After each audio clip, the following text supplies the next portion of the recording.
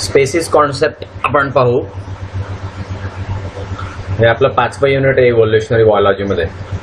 तर spaces concept म्हणजे काय, स्पेसिस कशाला म्हणायचं, तर ते याच्यामध्ये दिलेलं आहे. स्पेसिस आपण प्रत्येक ॲनिमलला किंवा प्लांटला जे बायनॉमियल नॉमिनक्लेचर देतो, त्या बायनॉमियल नॉमिनक्लेचरमध्ये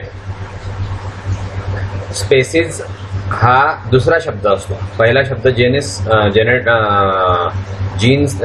असतो. पहिला शब्द जो आहे तो जीनस असतो आणि दुसरा शब्द आहे तो स्पेसिस असतो. तर त्या स्पेसिसचं हे कॉन्सेप्ट आहे की स्पेसिस कशा आपण पाडलेल्या आहेत त्या. तर ऑर्गॅनिझमचा हा क्लास आहे, म्हणजे क्लास पाडलेले आहेत. तर एक प्रकारच्या प्राण्यांचा हा ग्रुप आहे स्पेसिस म्हणजे. आणि स्पेसिएशन म्हणजे नवीन स्पेसिस कशी बनते, तर तो जो फेनॉमेना आहे त्याला म्हणतात स्पेसिएशन. तर स्पेसिस जे आहे ते फंडामेंटल बायोलॉजिकल युनिट आहे टेक्सॉनॉमीचं. बेसिक युनिट आहे, सगळ्यात शेवटचं युनिट आहे स्पेसिस. त्याच्या खाली आता आलेले आहेत युनिट, ऑथॉरिटी, रेसेस. स्पेसिस नंतर रेस येते आणि रेसेस नंतर ऑथॉरिटी येते. पण क्लासिफिकेशनचं सगळ्यात बेसिक युनिट जे आहे ते स्पेसिस आहे. टेक्सॉनॉमीमध्ये ते वापरलं जातं, इव्होल्युशनमध्ये सुद्धा ते वापरलं जातं. स्पेसिसला ओल्ड डिव्हाइस हिस्ट्री आहे आणि व्हेरियसली डिफाईन केलेलं आहे प्रत्येक सायंटिस्टने. 19व्या शतकापर्यंत स्पेसिस ज्या आहेत ह्या मॅनमेड कॅटेगरीज ऑफ थॉट, म्हणजे विचारांच्या ह्या कक्षा आहेत, माणसाने बनवलेल्या विचारांच्या कक्षा आहेत किंवा विचारांची कॅटेगरी आहे. तर त्याच्यामध्ये कॅरेक्टरिस्टिक अशा काही नाही आहे. एक स्पेसिस जी आहे ती दुसऱ्यामध्ये बदल होऊ शकते. लिनियसने पहिल्यांदा सगळ्यात स्पेसिस या काढल्या होत्या आणि त्यांचे कॉन्स्टंट कॅरेक्टरिस्टिक होते. शार्पली डिलिमिटेशन होतं त्याच्यामध्ये, आपल्याला दिसायचं, फरक दिसायचा प्रत्येक स्पेसिसमध्ये. एकापासून दुसरीमध्ये आपल्याला एकदम चांगला फरक दिसायचा, स्पष्ट फरक दिसायचा. तर टेक्सॉनॉमिस्ट जे आहेत तर ते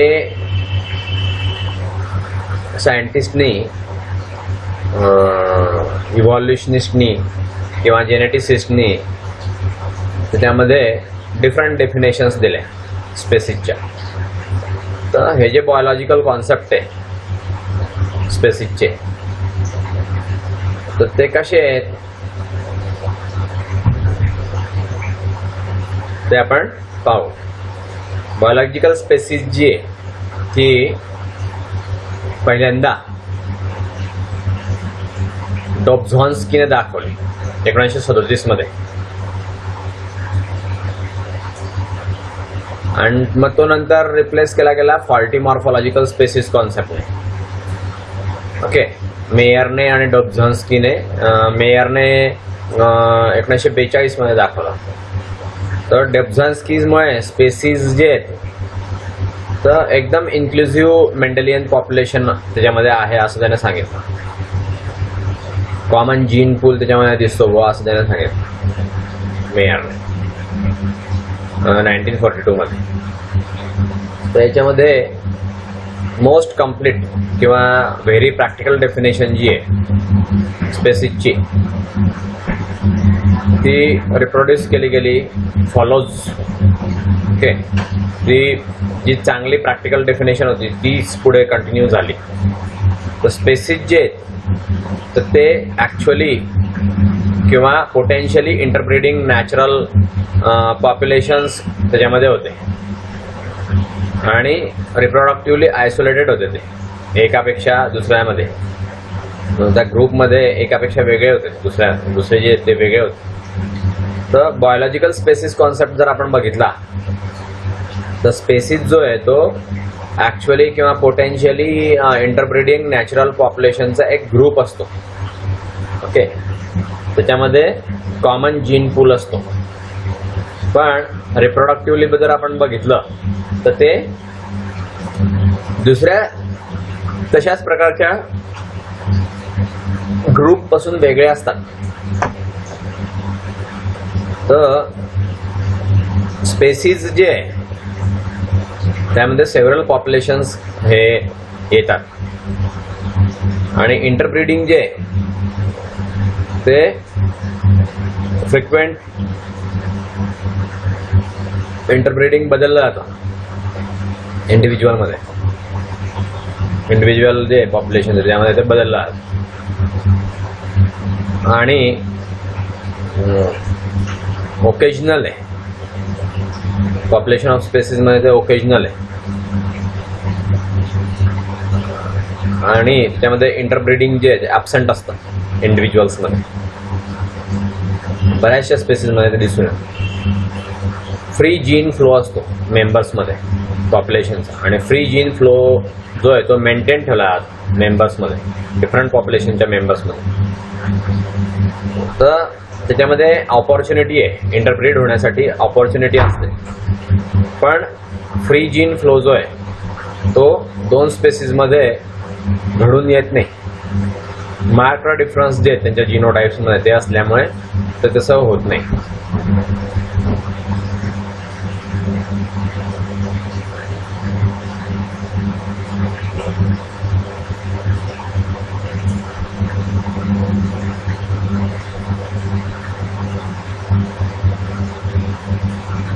हे असं दाखवतं की नवीन स्पेसीज ज्या आहेत त्या रिप्रोडक्टिव्ह बॅरियर किंवा रिप्रोडक्टिव्ह आयसोलेशन हे झाल्यामुळे नवीन स्पेसीज जे आहेत त्या निर्माण होतात. तर रिप्रोडक्टिव्ह आयसोलेशन जे आहे तर बेसिक आहे, स्पेसीज ओरिजिनचं बेसिक येते आणि ते जेनेटिक डिफरन्सेस गोळा झाल्यामुळे, ऑक्युमुलेट झाल्यामुळे त्यामुळे mutations, recombination, hybridisation, genetic drift किंवा नॅचरल सिलेक्शन याच्यामुळे ते स्पेसीज जी आहे ती तयार होते. हे जे फॅक्टर आहे ते जेनेटिक डायव्हर्जन्स वाढवतात आणि तिथे पॉप्युलेशन जे स्पेसीजचं तर ते जिओग्राफिकली आयसोलेटेड असतं. अब्सेन्स ऑफ जेनेटिक आयसोलेशन त्याच्यामध्ये दिसतं. नंतर इंटरब्रीडिंग दिसतं मेंबर्समध्ये डिफरंट पॉप्युलेशन्सच्या आणि मग त्या स्पेसीज ज्या आहेत त्या वेगवेगळ्या दिसू शकतात आणि त्या स्वॅम्प अवे होतात. बरेचसे डिफरन्सेस त्याच्यातून स्वॅम्प अवे होतात आणि त्या वर निघतात. तर बायोलॉजिकल स्पेसीज कॉन्सेप्ट जो आहे, दोन किंवा मोर स्पेसीज ज्यावेळेस सेम रिजनमध्ये असतात आणि तिथे एरिया जे डिस्ट्रीब्युशनचे ते ओव्हरलॅप होतात तर तिथे जनरली इंटरब्रीडिंग होत नाही किंवा रिप्रोडक्टिव्ह आयसोलेशन होत नाही त्यांच्यामध्ये. त्यामुळे इंटरमिजिएट किंवा ट्रान्सलेशनल फॉर्म्स जे स्पेसीजच्या मध्ये ते तयार होत नाही, लॅक होतात म्हणजे कमी होतात. तर असं इथे दाखवलंय बघा. आता एका प्रकारचे जे स्पेसीज, ए प्रकारच्या ज्या स्पेसीज आहेत त्या अशा आहेत, याच्यामध्ये मिक्स झाल्या काही, आणि बी प्रकारच्या स्पेसीज ज्या आहेत त्या अशा आहेत. तर यांच्यातला काही ॲनिमल्स आणि यांच्यातले काही ॲनिमल्स असे मिक्स झाले. हा जो एरिया आहे याच्यामध्ये ए आणि बी यांचं पॉप्युलेशन जे आहे ते ओव्हरलॅप होत आहे. ओके, सो स्पेसीजचा कॉन्सेप्ट जे दोन स्पेसीज हे रिप्रोडक्टिव्हली आयसोलेटेड असतात आणि नॅचरली ऑकरिंग हायब्रिड्स असतात तर ते त्याच्यामध्ये अब्सेंट आहे. एरिया जरी एक असला, दोन स्पेसीजचा ओव्हरलॅप होत असला, एरिया जरी ओव्हरलॅप असला तरी पण ते सेपरेट राहतात, वेगळे राहतात. दोन स्पेसीज रिप्रोडक्टिव्हली आयसोलेटेड असतात आणि नॅचरली ऑकरिंग हायब्रिड्स जे त्याच्यामध्ये अब्सेंट असतात, जरी एरिया ओव्हरलॅपिंग असला तरी पण. ओके, हे लक्षात ठेवा. नाव ॲडव्हान्टेजेस आणि लिमिटेशन्स ऑफ स्पेसिस. तर याच्यामध्ये ॲडव्हान्टेजेस पहिल्यांदा पाहू आपण, सिग्निफिकन्स पाहू, बायोलॉजिकल स्पेसिस कॉन्सेप्टचा सिग्निफिकन्स. तर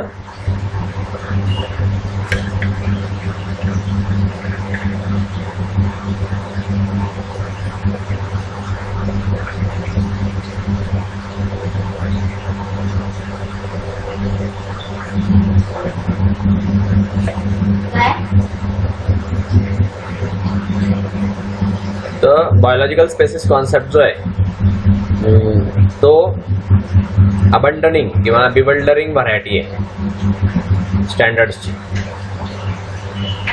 ते टेक्सॉनॉमिक्सने आधी दाखवलेलं आहे.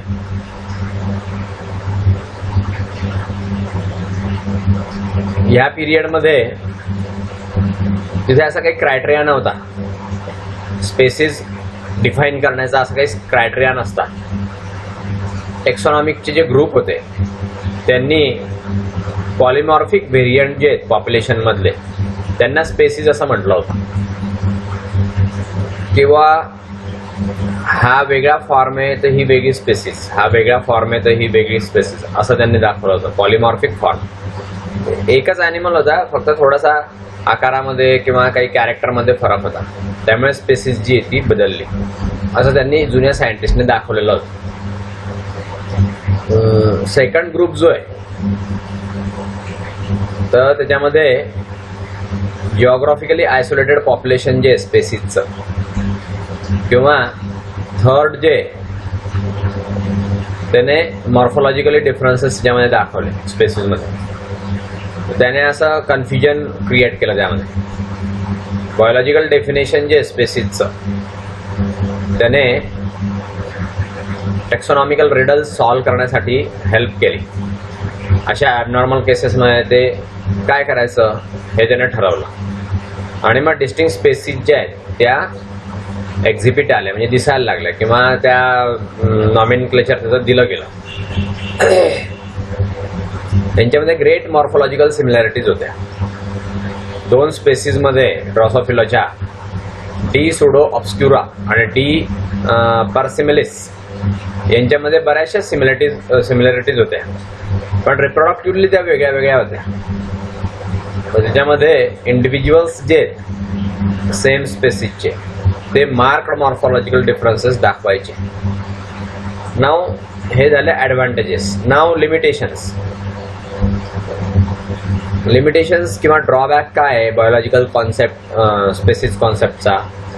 बायोलॉजिकल डेफिनेशन जी आहे स्पेसिसची ती बायोलॉजिकल रियालिटीजमध्ये सेम येते, पण त्यांचे काही लिमिटेशन्स असतात किंवा ड्रॉबॅक्स असतात. तर डेफिनेशन जे ही इसेन्शियली नॉन डायमेन्शनल आणि नॉन ॲप्लिकेबल असतं स्पेसिसला. ओके, जिओग्राफिकल आयसोलेटेड एरियाजमध्ये किंवा डिफरंट टाइम्समध्ये हे येतात. तर पॉप्युलेशन हे आयसोलेटेड असतं, ईच अदर एकमेकांपासून आयसोलेटेड असतं स्पेसमध्ये किंवा टाईममध्ये. तर याच्यामध्ये डेफिनेशन जी आहे ही वर्केबल नसते, म्युझियम टेक्सॉनॉमिक्समध्ये वर्केबल नसते, आणि पॅलेंटॉलॉजिस्टमध्ये डेड स्पेसिमेन जे आहेत ते पण, किंवा फोसाइल्स म्हणजे जीवाश्म, तर यांचा काही असा वेगळा मीन नसतो की ऑर्गॅनिझम हा रिप्रोडक्टिव्हली आयसोलेटेड आहे काही एकच आहे. हे फरक जीवाश्मांमध्ये किंवा डेड स्पेसिमेनमध्ये दिसत नाही, म्हणून ते आपल्याला लिमिटेशन आहे. ही जी डेफिनेशन आहे सेक्शुअली रिप्रोडक्टिव्ह स्पेसिसमध्ये फक्त हे दाखवू शकतो. असेक्शुअल किंवा ऑब्लिगेटरी पार्थेनोजेनिक ऑर्गॅनिझम्स जे ते ह्या क्रायटेरियावरती टेस्ट केले जाऊ शकत नाही, हे त्याचं लिमिटेशन आहे. नाव मोड्स ऑफ स्पेसिएशन. मेयरने 1970 मध्ये असं दाखवलं की खरं जे स्पेसिएशन आहे किंवा मल्टिप्लिकेशन जे होतं स्पेसिसचं ते खालील गोष्टींवरून होतं. पहिलं इन्स्टंटेनियस स्पेसिएशन म्हणजे ॲटोमॅटिक होतं, नॅचरली होतं. हे जे स्पेसिएशन आहे हे इंडिव्हिज्युअलमध्ये होतं. तर पहिलं त्यामध्ये जेनेटिकली होतं, नंतर सिंगल म्युटेशन किंवा असेक्शुअल स्पेसिस त्याच्यामुळे होतं किंवा मॅक्रोजेनेसिसमुळे होतं.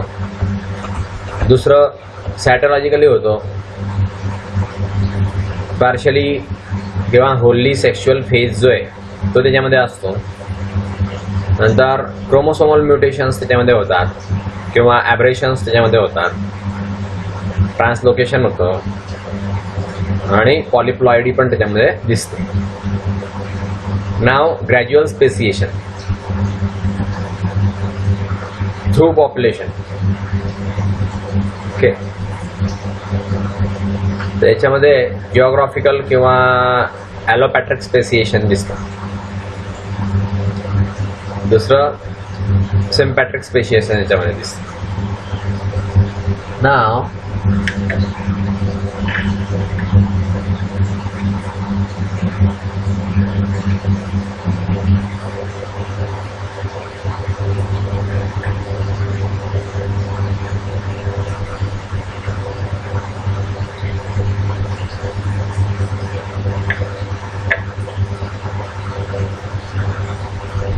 या युनिटमध्ये, युनिट 5 मध्ये सिलेबसच्या अनुसार ग्रॅज्युअल मोड जो आहे स्पेसिएशनचा तो दिसून येतो. त्याला ग्रॅज्युअल स्पेसिएशन असं म्हणतात. ओके, ग्रॅज्युअल स्पेसिएशन हे ग्रॅज्युअली डायव्हर्जन्स होतं. ग्रॅज्युअली म्हणजे हळूहळू, स्टेप बाय स्टेप, त्याला म्हणतात ग्रॅज्युअली. ग्रॅज्युअल डायव्हर्जन्स होत जातो पॉप्युलेशनमध्ये. तर स्पेसिफिक डिस्टिंक्टन्स म्हणजे स्पेसिफिक फरक त्यांच्यामध्ये पडून जातो. पूर्णपणे स्पेसिफिक म्हणजे अगदी स्पष्टपणे त्यांच्यामध्ये फरक दिसतो आपल्याला. तर हे हळूहळू होत जातं आणि मग तो फरक जो आहे तो एकदम स्पष्टपणे दिसायला लागतो. म्हणून मग ती स्पेसिस वेगळी झाली बुवा असं आपल्याला समजतं किंवा आपण असं म्हणू शकतो. तर 2 मोड आहेत त्याच्यात ग्रॅज्युअल स्पेसिएशनचे. पहिला जो आहे तर जिओग्राफिकल सेपरेशनमुळे त्यांच्यामध्ये फरक पडत जातो. डायव्हर्जिंग पॉप्युलेशन्समध्ये फरक पडत जातो. जिओग्राफिक किंवा ॲलोपॅट्रिक स्पेसिएशन त्याच्यामध्ये दिसतं. आणि दुसरं जे त्याच्यामध्ये डायव्हर्जन्स असतो पण जिओग्राफिक सेपरेशन नसतं. सिम्पॅट्रिक स्पेसिएशन नसतं. डायव्हर्जन्स त्याच्यामध्ये येतो, काही कारणामुळे निर्माण होतो तो. तर त्याच्यामध्ये जिओग्राफिक सेपरेशन मात्र नसतं. असं 2 प्रकारे हे ग्रॅज्युअल स्पेसिएशन होतं. तर हे ग्रॅज्युअल स्पेसिएशन जे किंवा जिओग्राफिक किंवा ॲलोपॅट्रिक स्पेसिएशन जे ते पहिल्यांदा आपण पाहू त्यातलं. तर 2 रिलेटेड पॉप्युलेशन जे असतात ते जिओग्राफिकली किंवा स्पॅटियली सेपरेटेड एरियाजमध्ये येतात. त्याला ॲलोपॅट्रिक पॉप्युलेशन्स असं म्हणतात. याच्यामध्ये इव्हॉल्युशन जे आहे ॲलोपॅट्रिक पॉप्युलेशनचं ते सेपरेट स्पेसिसमध्ये दिसतं. त्याला ॲलोपॅट्रिक स्पेसिएशन असं म्हणतात. तर हे डिफरंट फेजचं स्पेसिएशन आहे. ठीक आहे. नाव आयसोलेटेड पॉप्युलेशन, नंतर न्यू स्पेसिस, नंतर ही न्यू स्पेसिस, पेरेंट स्पेसिसची आली. तर पेरेंट स्पेसिस जे आहेत ह्या पेरेंट स्पेसिसपासून आयसोलेटेड पॉप्युलेशन दिसतं. हे इकडे एक वेगळं आहे, इकडे एक वेगळं आहे. याच्यापासून नवीन स्पेसिस झाली. इकडून हे पुढे आलं पेरेंट स्पेसिस जशी तशी आहे, पण ही न्यू स्पेसिस इकडे पेरेंट स्पेसिसची आली. तर दिस इज ॲलोपॅट्रिक स्पेसिएशन. म्हणजे नवीन झालेल्या स्पेसिसचा पेरेंटशी संपर्क येतो. ओके. तर स्पेसिस ज्या आहेत त्या इंटरब्रीडिंग असतात किंवा त्याला डीम्स म्हणतात. लोकल पॉप्युलेशन जे क्लोजली रिलेटेड इंटरब्रीडिंग ऑर्गॅनिझम्स असतात ते डीम्स म्हणजे लोकल पॉप्युलेशन नाही, ज्यामध्ये क्लोजली रिलेटेड इंटरब्रीडिंग ऑर्गॅनिझम्स असतात. आतमध्ये त्यांच्यामध्ये इंटरब्रीडिंग चालू असतं. तर कॉमन जीन पूल असतो त्यांचा. तर ते ज्यावेळेस जिओग्राफिक बॅरियर दाखवता तर स्पेसिस ज्या आहेत त्या स्प्लिट होतात किंवा फ्रॅगमेंटेड होतात 2 किंवा जास्त ग्रुपमध्ये. हे जे ग्रुप आहे ते जिओग्राफिक बॅरियरने तयार होतात, त्याला ॲलोपॅट्रिक पॉप्युलेशन्स असं म्हणतात. सेक्शुअली जर आपण याच्यामध्ये बघितलं, सेक्शुअली रिप्रोडक्टिव्ह जे ॲनिमल्स असतात त्यामध्ये जिओग्राफिक आयसोलेशन दिसून येतं. ते फर्स्ट स्टेप आहे स्पेसिएशनची. आणि याच्यामध्ये सेपरेशन ऑफ पॉप्युलेशन्स दिसून येतं. ओके, तर बिगिनिंग ऑफ जीन पूल जो आहे प्रत्येक ॲलोपॅट्रिक्स पॉप्युलेशनमध्ये सिमिलर असतो. तर जिओग्राफिकल बॅरियर त्याच्यामध्ये दिसतो. त्याच्यामध्ये पॉसिबिलिटी नसते मिक्सिंग अप, जीनचं मिक्सिंग अपची पॉसिबिलिटी नसते. पॉप्युलेशनमध्ये मिक्सिंग अप होत नाही. सिमिलर पॉप्युलेशन्स जे आहेत ते फोर्स केले जातात इनहॅबिट, म्हणजे एका ठिकाणी राहण्यासाठी फोर्स केले जातात. डिफरंट एन्व्हायरमेंटल कंडिशनमध्ये ते राहतात. हे एन्व्हायरमेंटल फॅक्टर जे आहेत ते त्यांच्यावरती प्रभाव टाकतात आणि डिफरंट पॉप्युलेशन्स डिफरंटली त्यांच्यामध्ये दिसायला लागतात आपल्याला.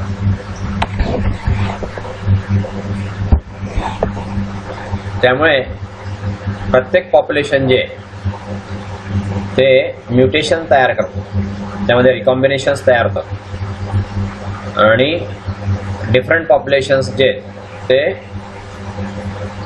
ऑपरेशनमध्ये राहतात नॅचरल सिलेक्शनमध्ये किंवा जेनेटिक ड्रिफ्टमुळे.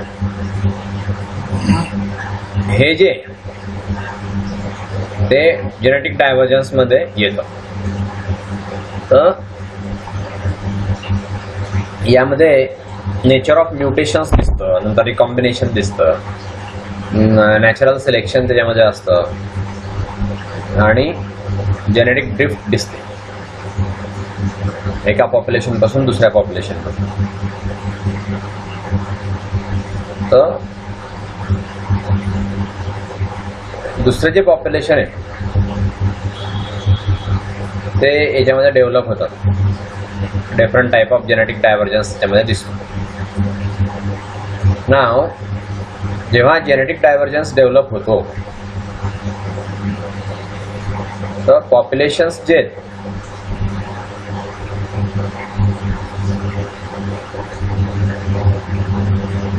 ते इफेक्टिव्ह राहतात. इंटरब्रीडिंग त्याच्यामध्ये इफेक्टिव्ह असतं आणि ते इंटरब्रीड करू शकतात. ज्यावेळेस ते एकत्र येतात त्यावेळेस ते इंटरब्रीड करू शकतात. त्यांच्यामध्ये मायग्रेशन्स किंवा डिसॅपिअरन्स जे बॅरियरचा तो दिसून येतो. अशा रीतीने रिप्रोडक्टिव्ह आयसोलेशन जे ते एक्झिस्टन्समध्ये येतं. हा पॉइंट ज्यावेळेस कळतो तर याच्यामध्ये पॉप्युलेशन जे बऱ्याचशा लाईव्हचं सेम एरियामध्ये असतं आणि स्टील त्याच्यामध्ये इंटेग्रिटी दिसून येते. रेस्पेक्टिव्ह जीन पोलची इंटेग्रिटी दिसून येते. सो सेपरेट स्पेसिस म्हणून त्यांना म्हटलं जातं त्यामध्ये. सो हे इथे ठिकाणामध्ये दाखवलं आहे बघा, ॲलोपॅट्रिक स्पेसिएशन आणि सिम्पॅट्रिक स्पेसिएशन. 2 न्यू स्पेसिस आहेत, खालून वरती येते वाटतं, ॲलोपॅट्रिक आणि सिम्पॅट्रिक स्पेसिएशन. तर ह्या स्पेसिसची रेंज आहे ही अशी. ओके, याच्यापासून जिओग्राफिकल बॅरियर इथे आला, नंतर रिप्रोडक्टिव्ह बॅरियर आला, त्यामुळे 2 नवीन स्पेसिस तयार झाले. इथे 2 सिम्पॅट्रिक स्पेसिस होत्या, याच्यामध्ये रिप्रोडक्टिव्ह बॅरियर आला आणि त्यामुळे नवीन 2 स्पेसिस तयार झाला, सिम्पॅट्रिक स्पेसिएशन. असं ते वेगळे वेगळे कारण आहे, स्पेसिस तयार होण्याचे कारण दाखवलेले आहे सगळे. तर हे आता सिम्पॅट्रिक स्पेसिएशन. रिलेटेड पॉप्युलेशन जे ते साईड बाय साईड सेम टेरिटरीमध्ये किंवा जिओग्राफिक एरियामध्ये सिम्पॅट्रिक पॉप्युलेशन दाखवतात. तर हे जे इव्होल्युशन आहे सिम्पॅट्रिक पॉप्युलेशनचं ते सेपरेट स्पेसिसमध्ये असतं, त्याला सिम्पॅट्रिक स्पेसिएशन असं म्हणतात. तर हे स्पेसिएशन आहे, त्याच्यामध्ये सेम हॅबिट आहे आणि सेम नीड्स त्याच्यामध्ये सापडतात. फूड, स्पेस आणि अदर रिक्वायरमेंट ऑफ लाईफ ह्याच्यामध्ये दिसून येते. हे जे कॉम्पिटिशन आहे ही ऑपरेशन दाखवते. गॉस लॉ याच्यामध्ये दिसतो किंवा कॉम्पिटेटिव्ह एक्सक्लुजन प्रिन्सिपल याच्यामध्ये दिसतो. हे जे प्रिन्सिपल आहे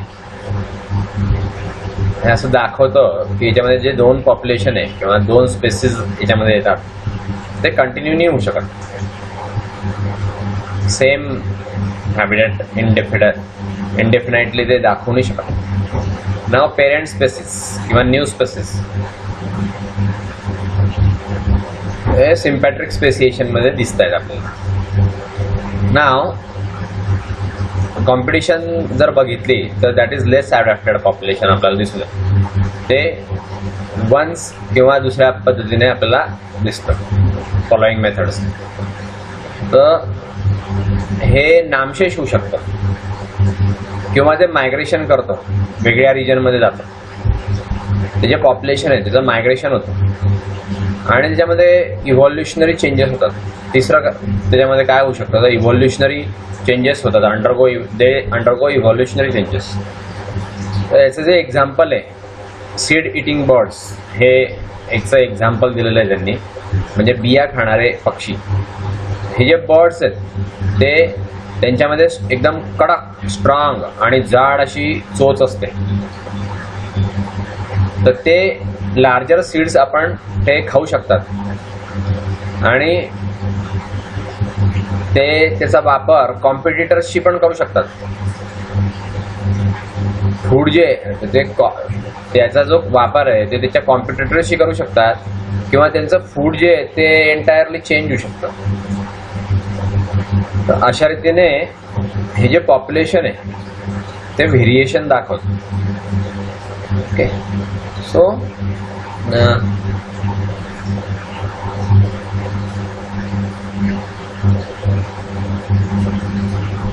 याला जर आपण बघितलं किंवा कॉम्पिटिशनच्या व्यतिरिक्त तर काही फॅक्टर्स असे असतात, mutation, recombination, polyploidy, hybridization, natural selection, genetic drift, नंतर आयसोलेशन, फाउंडर प्रिन्सिपल्स, हे असे असतात की त्यामुळे पॉप्युलेशनमध्ये फरक निर्माण होता आणि स्पेसिस तयार होतात. हे जे फॅक्टर्स आहेत त्याच्यामुळे जेनेटिक डायव्हर्जन्स निर्माण होतं.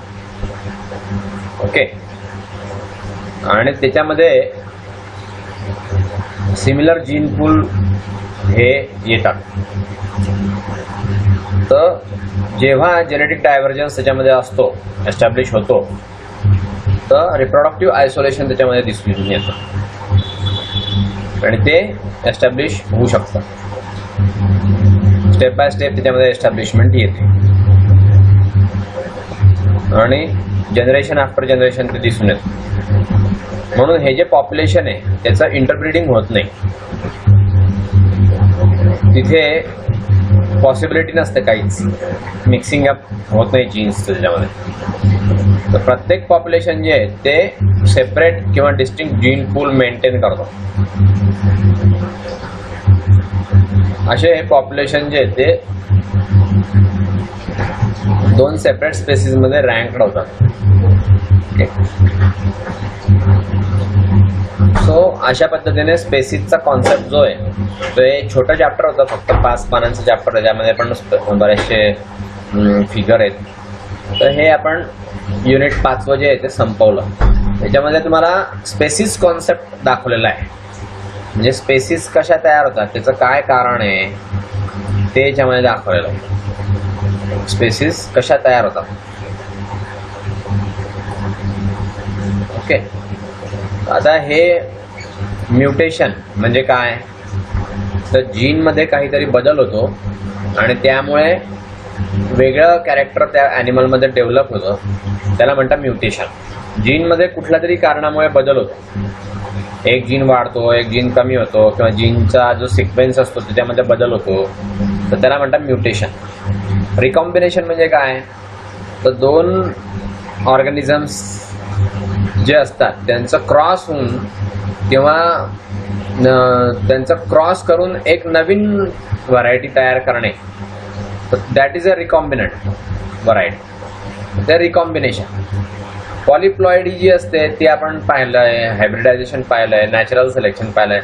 हायब्रिडायझेशन म्हणजे संकर मराठीमध्ये ज्याला म्हणतो आपण. हे रिकॉम्बिनेशन करून जे तयार होतं त्याला हायब्रिड म्हणतात, आणि रिकॉम्बिनेशनची प्रोसेस म्हणजेच हायब्रिडायझेशन. ओके. नंतर नॅचरल सिलेक्शन म्हणजे वेगळ्या वेगळ्या स्पेसीज ज्या तयार होतात त्यापैकी काही ठराविक स्पेसीज ज्या आहेत त्या कायमस्वरूपी राहतात, पुढे त्यांची वाढ होते, त्यांचे वंश जो आहे तो वाढत जातो. पण बाकीच्या स्पेसीज ज्या आहेत त्या नामशेष होऊन जातात, त्या नष्ट होऊन जातात, त्या नॅचरल सिलेक्शनमध्ये राहत नाही. तर ते असं सिलेक्शन जे होतं नेचरमध्ये त्याला म्हणतात नॅचरल सिलेक्शन. ठीक आहे. सो असे हे सगळे प्रिन्सिपल आहे. तुम्हाला कशामध्ये काही अडचण असली तर तुम्ही क्लासरूममध्ये कॉमेंट टाका व्हिडिओच्या खाली, तुम्हाला ती अडचण समजावून दिली जाईल. मी व्हिडिओ टाकतोय, पोर्शन पूर्ण करतोय सगळा, पण तुमचा त्याच्यामध्ये किती सहभाग आहे किंवा काय हे मला दिसलं पाहिजे. तुमची प्रेझेंटी त्याच्यावरूनच लागेल, म्हणून तुम्ही प्रेझेंटी जी आहे ती देत चला. ठीक आहे. ओके. सो इथे थांबूया. हे आपलं 5वं युनिट जे आहे ते संपलं. इव्होल्युशनरी बायोलॉजी म्हणजे पेपर 2 मधलं 5वं युनिट आता संपला.